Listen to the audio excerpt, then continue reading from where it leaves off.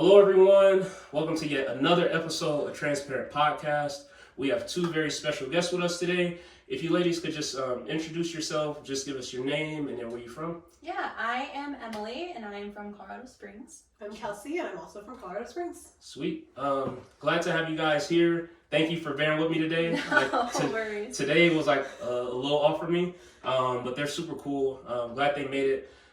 So we wanted to touch on like a few things, but before we like get too deep into some of the things, could you just both kind of tell a little bit about like how was life growing up for you, and just give them a little backstory, maybe where you're from, if you got relatives, stuff like that. Yeah. Let's see. So I was born in Virginia. I moved out here when I was 9. Okay. My parents had split, and what I have recently learned was that my dad was just like doing things my mom couldn't stand to be around, so she picked up and she moved us out here. And then we met in middle school. I don't think we became friends. I know. Yeah. It's been a minute. We went to Colorado Springs Christian School. We have some words about that. Maybe another podcast. I don't know. But yeah, so that's it. I don't know if I answered all your questions. Oh yeah, I did. Yeah, and I'm from here. My parents are from here. My both sets of grandparents live here. It's pretty. Okay. This town has a lot of my family. But yeah, we met and we played a lot of soccer together in high school too. So that was when we got super close and have been close since. Yeah. So yeah. Football. Football. Yes. Yes. Sweet. World Cup final tomorrow also. Oh, is it tomorrow? That's tomorrow. awful. I love soccer. I have not been following It's it. tomorrow. Oh, shoot. I don't know too much about soccer. I just know a little bit. I think the only position I know was defender and goalie. What did y'all play? You know too. Forward. Yeah. I was midfield or defense. Okay. So. Yeah. Yeah. A little bit.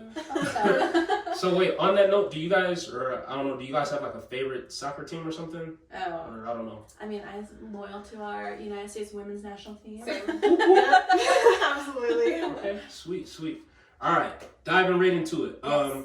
The first thing I wanted to ask, kind of touching on like kind of like relationships aspect and things like that. Then we'll get a little deeper. But Okay. So in today's, I would say society or what have you, dating culture.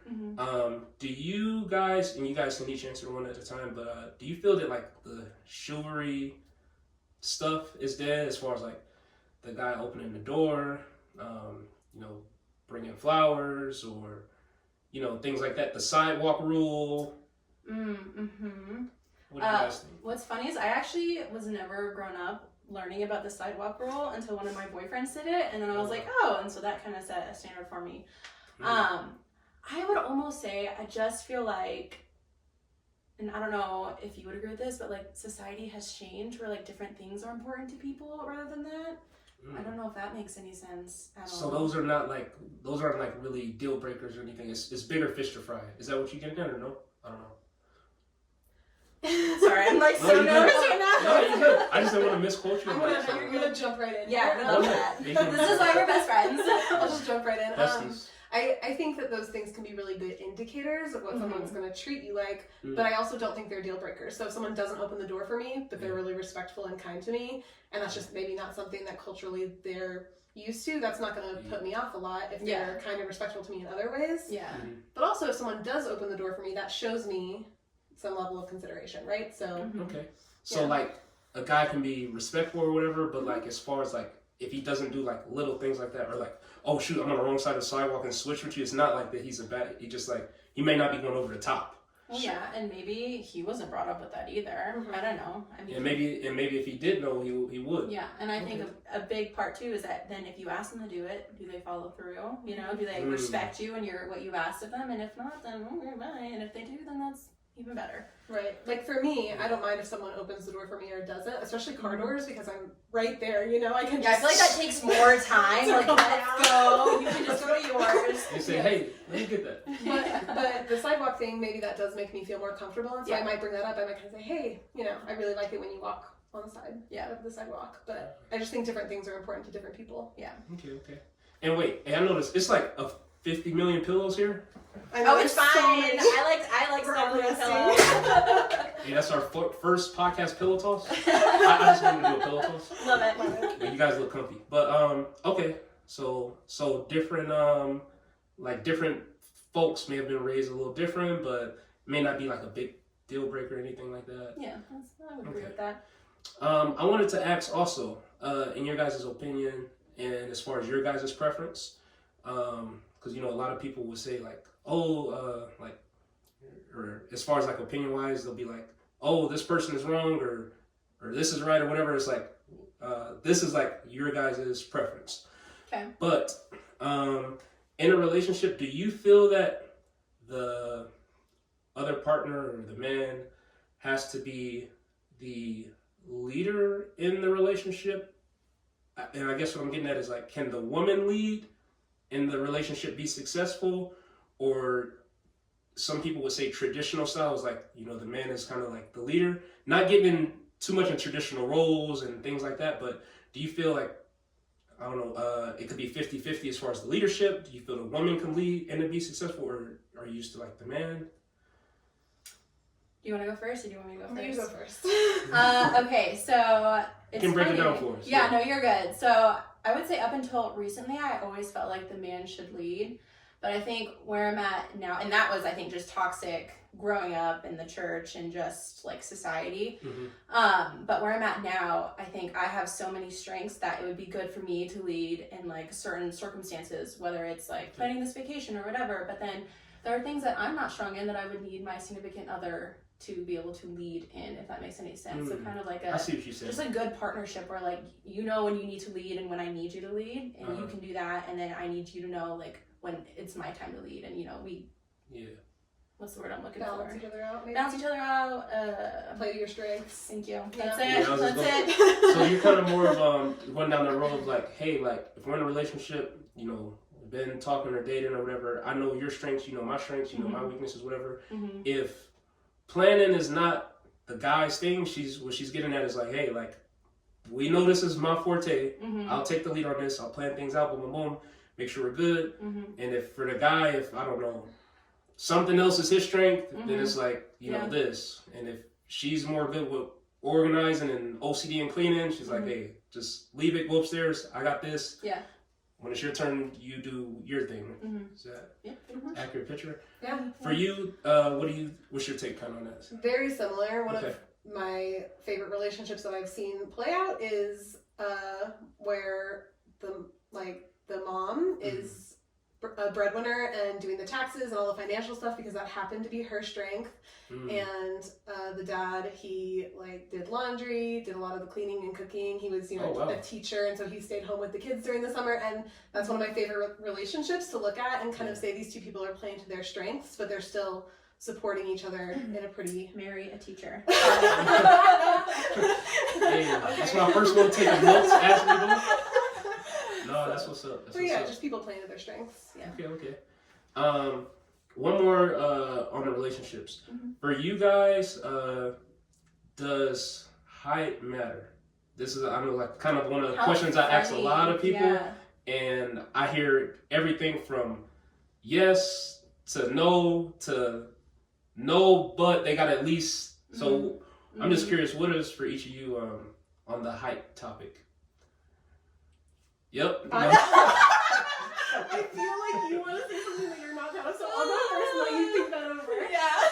No, it's good, and it's fine to have a preference over here.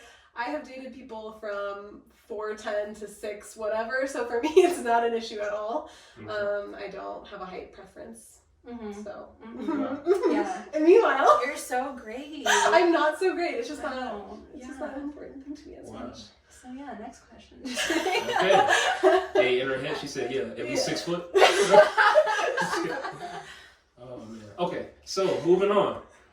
Hey, comment below what she was thinking. But moving on. So I wanted to touch a little bit on like mental health. So when it comes to relationships, do each of you guys feel like in a relationship, is it your job to ensure that your partner's mental health and things like that okay as far as helping take care of them? Do you feel that that's their own responsibility, or do you feel that it's kind of a 50-50 as far as whoever you're talking to, as far as their mental health and making sure they're not getting too stressed out and this and that. Mm-hmm. Like, kind of maybe where would you say, I don't know, either you play a role or you don't, or is it on them? I feel like ultimately it is that own person's responsibility to like handle their mental health and know what's good for them and how to like, you know, get their health into a healthier state or mental health into a healthier state. Yeah. But also if you love someone, like I would do anything for her to make her, you know, feel better and yeah, I know. Oh, man. So, I mean, I feel like if you're with somebody, you know, you should care about like where they're at, and if you can help, you know, then maybe do that. But it's also not your like responsibility. It's not your soul. Yeah. To make got you. Mm-hmm. Yeah, I do think supporting people in mental health issues is really important. Mm-hmm. However, I think just as it is someone's job to take care of their own mental health, it's also your job to know what you can be in a relationship with really well. Yeah. And so, you know, if you're with somebody and they're like, oh, you can't be with me, I'm too anxious, it's really, you know, you need to be able to say for yourself, can I handle this amount of, you know, anxiety? Is this fine for me? Because I think, once again, different people have different things that they can deal with.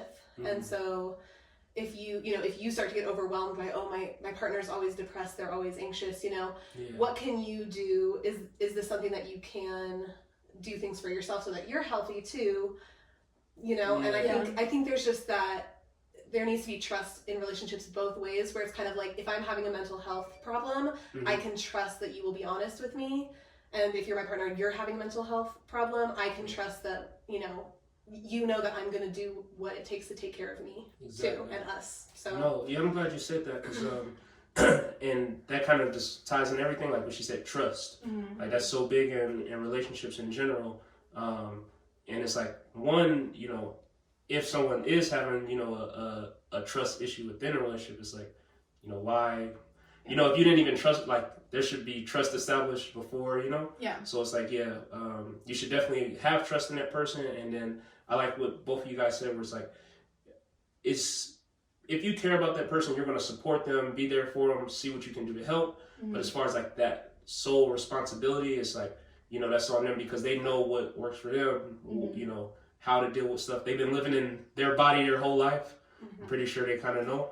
Yeah. But just to be there for sometimes to be there for people, like, just means a lot. And you just being there if they need anything, even if they say, you know, oh, I'm good or whatever, but just let them know, like, hey, you know, if you need anything, I'm here, you know, what can I do? Or mm-hmm. So I know for me that helps too, like, with people just like, hey man, like, if you need anything, I'm here. Mm-hmm. Most of the time I'll say I'm good, but then after, like, they walk away, I'm like, dang, like, they really care. Yeah, it's always a nice feeling to know. It's good. Yeah. So I'm glad you guys shared that. I also wanted to touch on two more things, but going a little bit into DV, domestic violence. In, I would say, relationships, there are certain, I guess, circumstances where, just from what I view, you see a lot of, like, what people label as toxic relationships and things like that out there. Mm-hmm. Some of those can be, like, you know, verbally abusive relationships, in which a lot of things are said that the other person can really be hurt by, and it could really, mm-hmm. You know, hit them in a spot where it's, you know, it's a sensitive topic, or something that means a lot to them, or about someone. And then there's also, like, physical, you know, abuse and things like that go on. But I wanted to ask you, I know we talked a little bit, but just when it comes to domestic violence, could you just tell us or share with us any maybe experiences or things you've seen or witnessed or have happened, mm-hmm. If you would like, whatever, as much as you're comfortable with, and then also just tell us your stance on it, why you may feel it's, you know, important and things like that. Yeah, so recently I have just gotten out of a DV, domestic violence relationship. We had met through one of my coworkers. It was his friend's boss, and things were, there were always, I would say, like, red flags from the beginning, and I chose to just, like, ignore them. Yeah. or like, okay, maybe like I'll note this, but let's just keep going. Like, he's really nice here, but like that's maybe like weird or like alarming, but I kind of just like brushed it over. Mental notes, and then I actually ended up getting pregnant very quickly. I also already had a 9-month-old daughter by the time I met this guy. And so I got pregnant within a month of meeting this guy. I don't remember what it was like right off the bat, but I was like, I'm not gonna be with you. And so I actually did end up breaking up with him. But then at like the first baby appointment, I was like, oh, like, you're nice. He said he was like in therapy. So I was like, oh, he's trying, he cares. And so we ended up getting back together. But like instantly from the start, like even then it was just not good and not healthy. It kind of started off with just like a lot of accusations of me cheating on him, which I find it funny. It's not funny. None of it's funny. I'll be saying that a lot throughout this.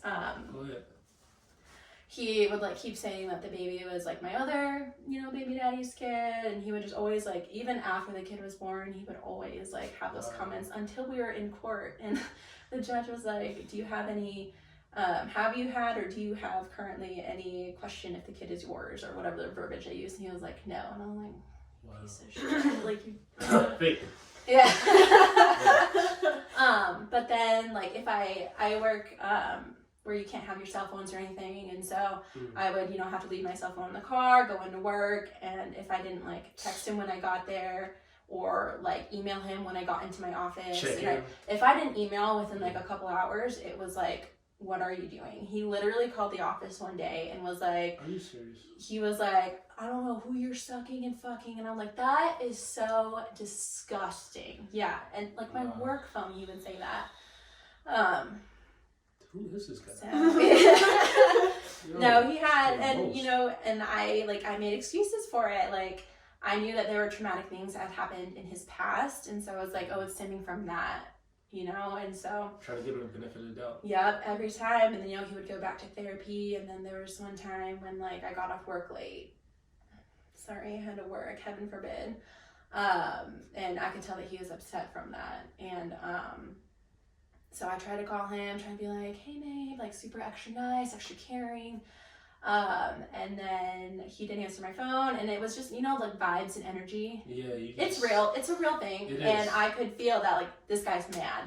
And so like later on in our conversation, he tried to call me and I didn't answer. This time it was like 5 something, I'm not sure. And then he was like, you know, it's a fun text message. It was like, you better have the cops there before I get there. I'm gonna make you feel the same fucking pain you make me feel. And like this crazy stuff, mind you. I was pregnant with his child, and he's telling me, and I had my little girl, and I said, like, I don't want to fight. That's actually what got him angered, is I said, I don't want to fight with you right now. I'm going to spend time with my child, because it was my child. And he was like, oh, your child, not ours. I'm like, awkward. Yeah. And then he was like, you better have the cops there before I get there. I'm going to make you feel the same fucking pain that you make me feel. And then I had said, all right, well, I'm going to call the cops. And like, I just remember, like, I was at home, I had my daughter, my mom was sitting right here, and I was sitting at the end of my table, and I'm like reading this text message, and I'm like, I don't know what to do. Like, obviously you might be like, hey, call the cops, stupid, obviously, but no, it's not that easy. And I wish that's something that like outside people would understand about like domestic violence, that it's all like a mind fuck. I don't know how to put that in a non-explicit way. That's good. We're transparent here. Yeah, transparent. But in that conversation, so I had said, you know, I'm gonna call the cops. Don't come near my house. And then he was like, oh, you only think about yourself, not about how things affect me. Right away. It's been submitted to court. Like, they read it. They read the whole thing. Insane. So it was like major gaslighting throughout the whole thing. And so it was starting like, you know, you don't care about me, blah, blah, blah. And then it would be like, babe, I'm so sorry. I'm just going through a lot, X, Y, Z. And there was always a reason for something. And he would always say that he was going to go to like therapy. And so that was like the cycle of everything. There was like, it actually is like the domestic violence cycle is there's like the tension building. Yeah. And then there's like the explosiveness. And then there's like the loving stage where everything's like calm and quiet for a little bit, but then you can feel like the tension going again, and then there's the explosive event, and then there's like the I'm sorry, they're working on everything, everything's good, but then it just keeps happening. Wow.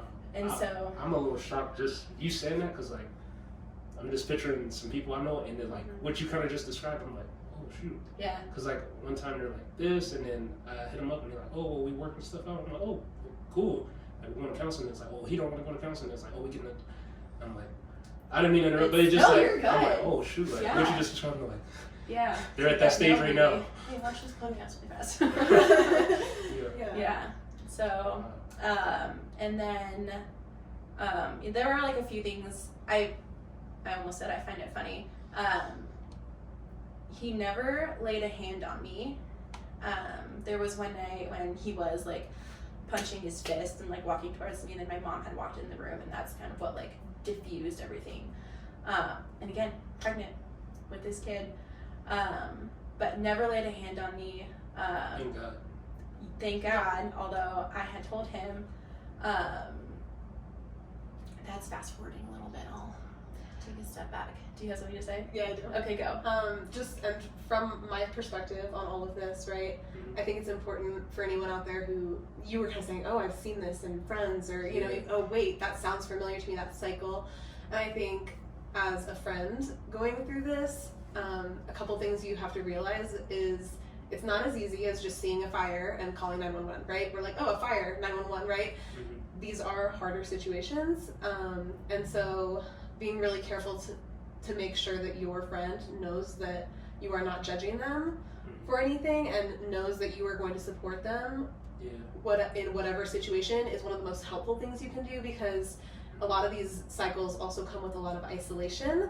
Yeah. We were not seeing each other nearly as much as we usually did Yeah. in the time that this relationship started and was Yeah. continuing. We weren't seeing each other hardly at all. I don't think I think We maybe didn't. twice. I think maybe out of like twice. 2 years or a year and a half. Yeah, and so there was a lot of that isolation, and so I would just want other people to know, if you are seeing that, still just making an effort to show your friend, like, hey, I'm still here, I still care, if you ever need anything, I'm still here, and letting them make their choices, but just being supportive about it, because if you come in flames blazing, you should leave this person, that's not helpful, because it's their relationship, it's their choice. But if they know that they have you and you will be there, once again, that's just something that everybody needs, especially in a hard situation like this. So no, that's good. Like you said, when they're ready or whatever to talk, or they'll come. So like you said, making yourself available, that could really be a big help to them. Just kind of peace of mind knowing like somebody got my back. I think that was a really scary part too, is like when you make that decision, and there were so many times I was like, Emily, like it is so scary. And knowing that you have like that support, like her and my mom, I don't know what I would have done, honestly. So having that support and knowing that you guys were there made it easier to just make that jump and end it. But that did take a while. So I did end up breaking up with him because he had this huge explosive thing. Valentine's Day 2021.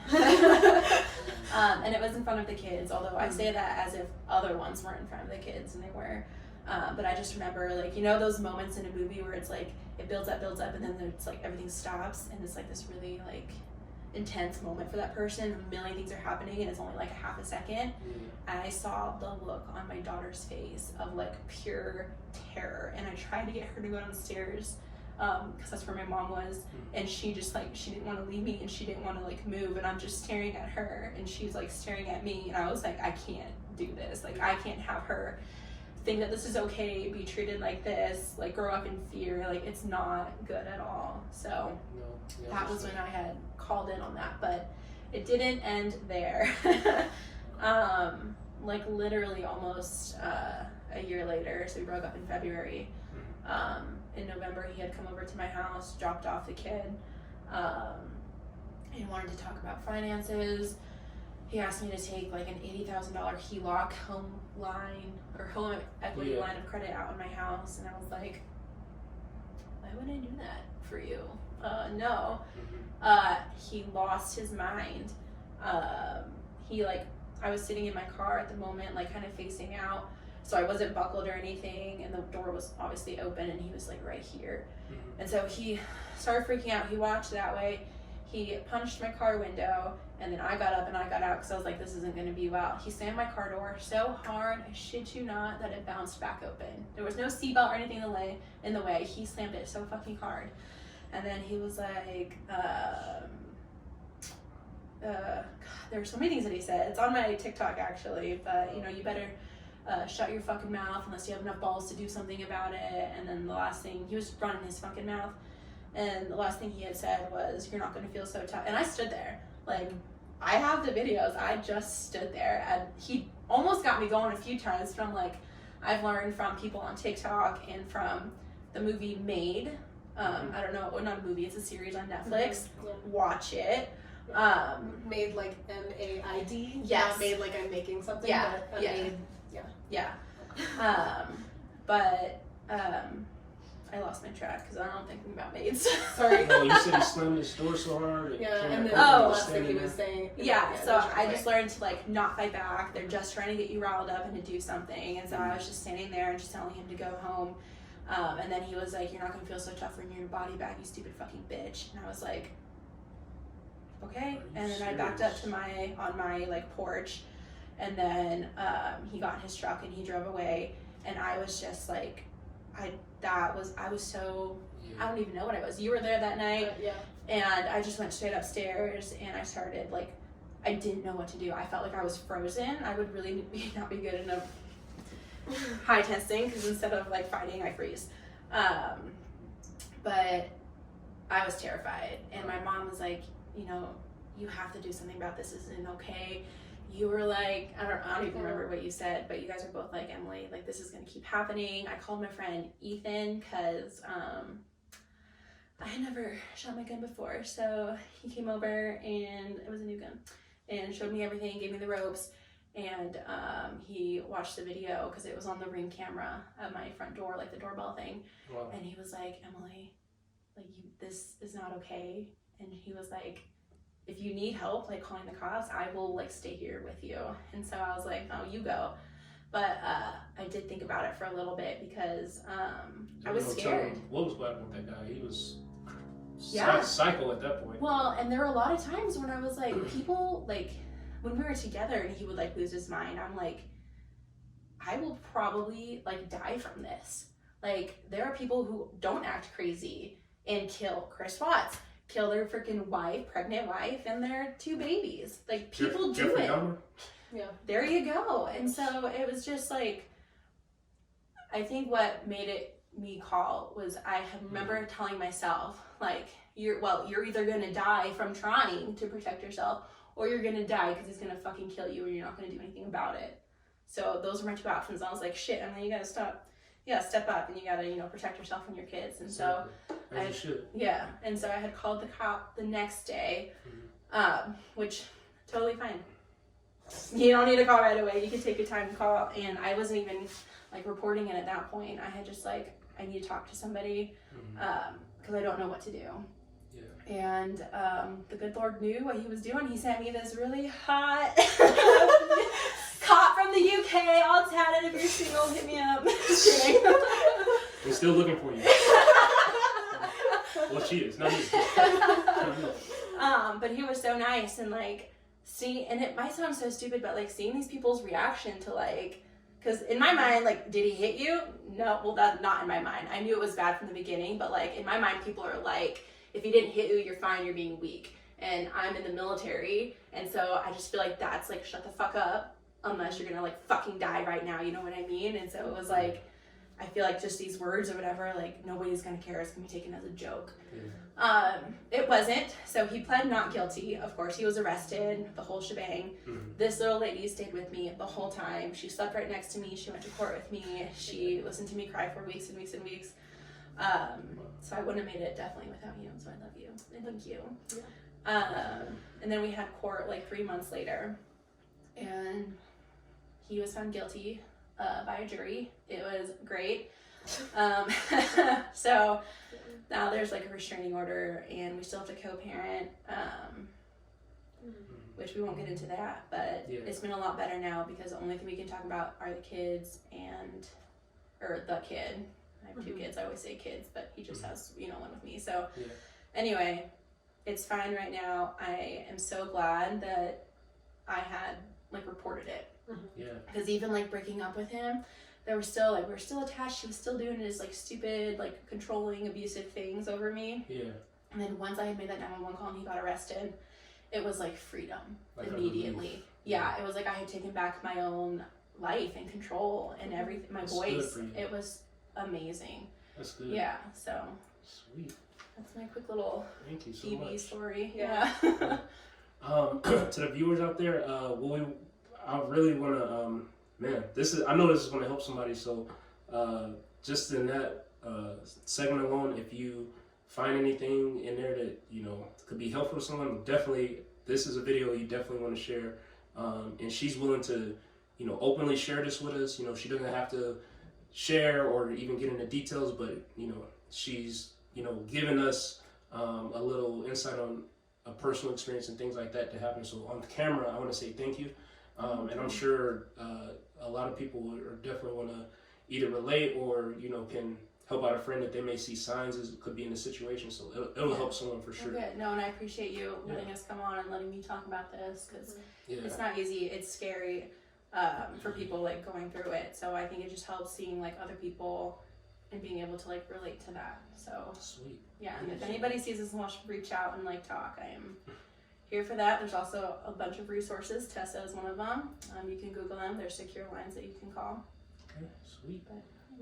And I know I wanted to touch on something else with you, but if we might have to do a part 2. Okay. I don't even know if the storage is going to be able to take once we, and I definitely want to touch on that too later. But for right now, is it any on that? Do you guys have any? If anybody wants to check you guys' socials out or anything that you want to shout out, or if you do? Yeah, I have a TikTok that is public.